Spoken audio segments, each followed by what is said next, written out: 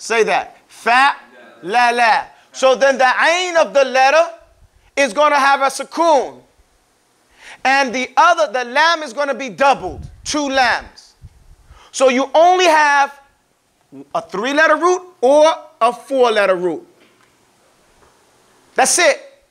And from these two, and from this 2, A, B, you get 36 types of verbs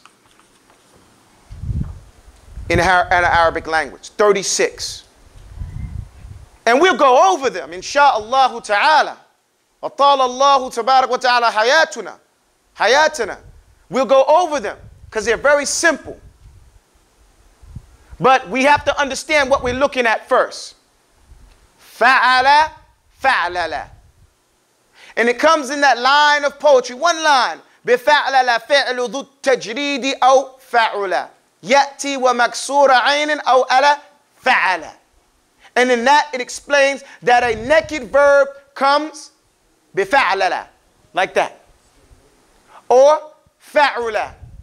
Or which is fa'ula, with a dhamma. Oh, maksura ayn. What does it mean, maksura ayn? A kasra on the ayn of the letter. Ayn of the word. That's right, oh, fa'ila. Or it comes as fa'ala. And that's the only way it comes. Fa'lala or fa'ula or fa'ila or fa'ala. That's for a verb. Now we mentioned that that's for a verb, but also this is the only way the Arabs express any word on this type of scale. Okay? Even if it's not a verb. So, having that sidebar just briefly, we're going to move on. And I'm trying to go slow so that everybody can keep up with me. If I'm going too fast, let me know.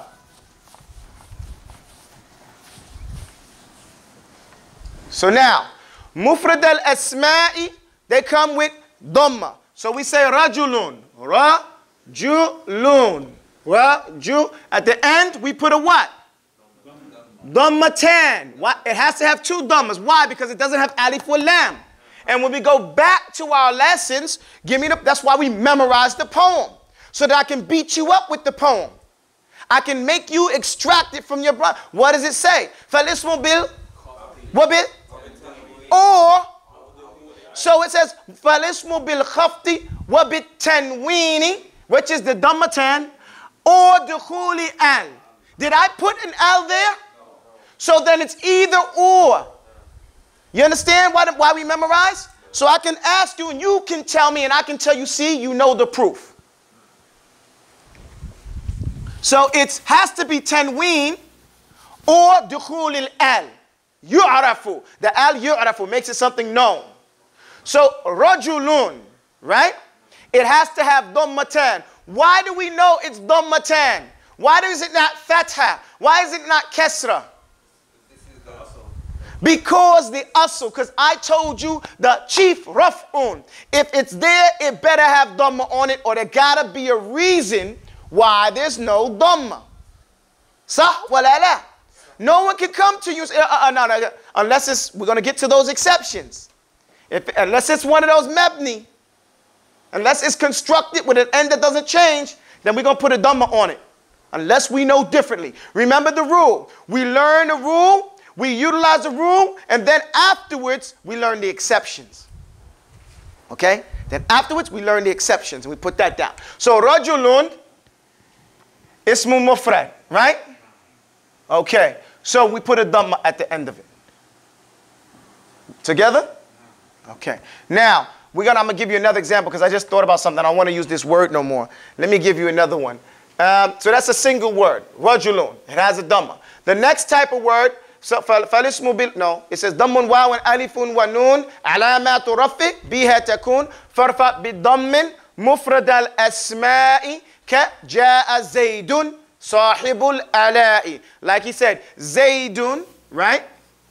Zaydun, the great Sahaba, right? So that's Zaydun, صاحب الآلاء. فارفع به مكسر وما جُمِعَ مِن مُؤَنَّثٍ فَسَلَمَ. So the next type of word we have to deal with is this jam'u taksir. Jam'u, everybody say that? A taksir.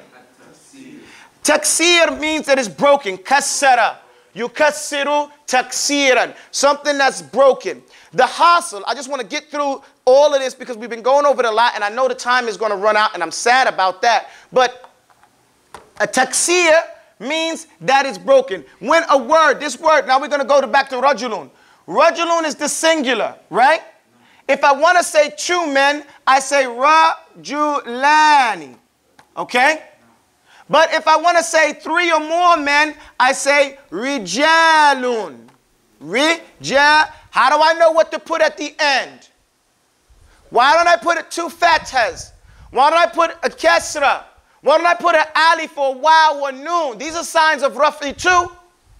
Why do I put dhamma there?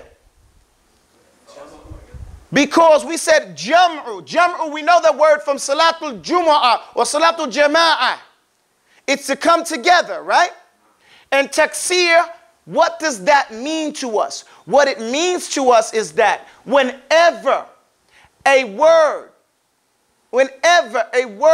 that is in its mufrad is in one form, when it goes into its plural, meaning three or more, if it changes, anytime it changes in its shape, then that word has been broken. For example, look at this word, Muslim. Okay, Muslim. Okay? This is a Muslim, right? I can put what? Muslimun right there, right? Why? Because this is ismun mufrad. This is a mufrad asma from the words, the singular words, right? Now, how do I make it plural? I say Muslimuna, and I add the waw noon. The waw noon, here goes the dhamma here, it represents plurality. That's the plural right there. Okay? And actually, you could put both these and say these both represent the jam'u mudhakkir as-salim with the addition of the waw and the noon.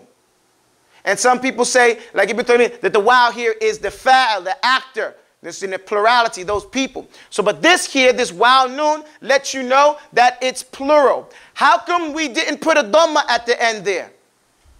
How come we didn't put dhamma 10? Because there's this right here is salim. This makeup is still Muslim. The changes happen at the end of the word, so this is considered, sound, unbroken. Okay? It's not broken. Muslim, Muslim. The changes happen when? At the end. But here, rajul. Here we have the word rajul.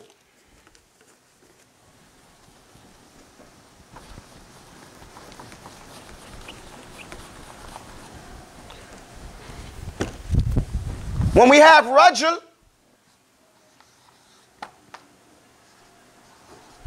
the change happens here. Rijal. Where did the change happen? In the middle of the word. So now we can put this because the rule is farfa bidammin. We make a dhamma. We use a dhamma to point to the fact that this is in the raf'un state if it's a broken plural. And the broken plural is any break that happens in the shape, in the body of the word. Not at its backside. In the body of the word. Does that make sense? Al-hasil. Yes, ma'am. Muslimin. That would be the same thing. That's a plural, but it's a sound plural. And the addition here would be with the ya and the noon. Wait, but you said it's a sound plural, unbroken on Muslimun. It's not, it's sound because the word Muslim is the same as the singular Muslim. Is it unbroken? It's unbroken. Muslimin is not broken, and Muslimun is not broken. Because the thing that's where the change is happening, at the end of the word, not in the body of the word. Do you understand what I mean by that? For example, here we have rajulun and rijalun. Okay? Or we have babun and we have abwab.